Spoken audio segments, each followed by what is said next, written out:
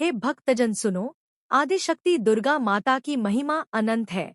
त्रिनेत्रधारी सिंहवाहिनी माँ जब जब संसार में अधर्म और पाप का अंधकार बढ़ता है तब तब वे अपने अनंत स्वरूप से प्रकट होकर संतानों की रक्षा करती हैं। प्राचीन काल में जब महिषासुर नामक असुर ने कठोर तप कर देवताओं से वरदान पाया और वरदान के अहंकार में आकर उसने स्वर्गलोक पर आक्रमण किया, इंद्र को गद्दी से उतार दिया, देवताओं को दर दर भटकने पर विवश कर दिया। तब त्रिदेव ब्रह्मा, विष्णु और महेश ने मिलकर आदि शक्ति का आह्वान किया। सभी देवताओं के तेज से एक दिव्य ज्योति प्रकट हुई और उस ज्योति से महामाया दुर्गा का प्राकट्य हुआ। उनके 10 भुजाओं में विविध शस्त्र सुशोभित थे।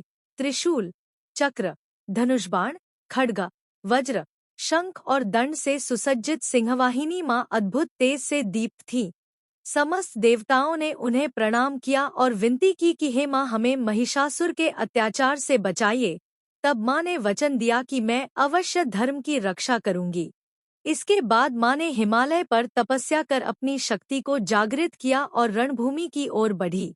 जब महिषासुर को समाचार मिला कि एक स्त्री युद्ध की चुनौती दे रही है तो वह उपहास कर बोला कि स्त्री मेरा क्या कर सकती है।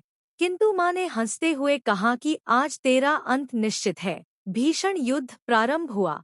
महिषासुर कभी सिंह का रूप धारण करता, कभी हाथी, कभी भैंसे का और कभी मनुष्य का, परंतु माँ ने हर रूप में उसका वध किया। अंततः जब वह महिष का रूप धर गर्जना करने लगा तब माँ ने त्रिशूल से उसका वध कर दिया। उसकी लाश रणभूमि में गिरी और देवताओं ने पुष्पवृष्टि कर माँ की जयकार की। सभी ने कहा, जय अम्बे दुर्गे, जय जगत जननी, जय महाकाली, जय भवानी। उस समय आकाश में देवदुंदुभियां बज उठीं।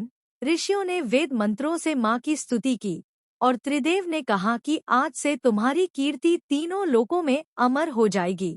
इसके बाद माँ ने कहा कि हे भक्तों, जब जब कोई तुम्हें कठिनाई में पुकारेगा मैं अवश्य उपस्थित होकर उसकी रक्षा करूंगी। जो नवरात्रों में मेरा स्मरण करेगा, उपवास करेगा और भक्ति करेगा, उस पर मेरी विशेष कृपा बरसेगी।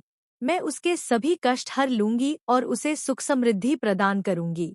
इस प्रकार दुर्गा माता की महिमा पूरे ब्रह्मांड में गूंजने लगी। भक्तजन नित्य उनकी आराधना करने लगे और हर संकट की घड़ी में माँ ने अपने भक्तों को सहारा दिया। यही कारण है कि आज भी जब जब कोई भक्त सच्चे मन से पुकारता है तो माँ तुरंत दौड़ी चली आती है। कभी अन्नपूर्णा बनकर भूखे को अन्न देती है, कभी महाकाली बनकर दुष्टों का संहार करती है, कभी सरस्वती बनकर ज्ञान देती है और कभी लक्ष्मी बनकर धन धान्य की वर्षा करती है। उनका प्रत्येक रूप भक्तों के कल्याण के लिए है। उनकी कृपा असीम है, उनकी करुणा अनंत है, उनका तेज अपरिमित है। उनका नाम लेने मात्र से भय दूर हो जाता है, दुख मिट जाते हैं और जीवन में आनंद भर जाता है।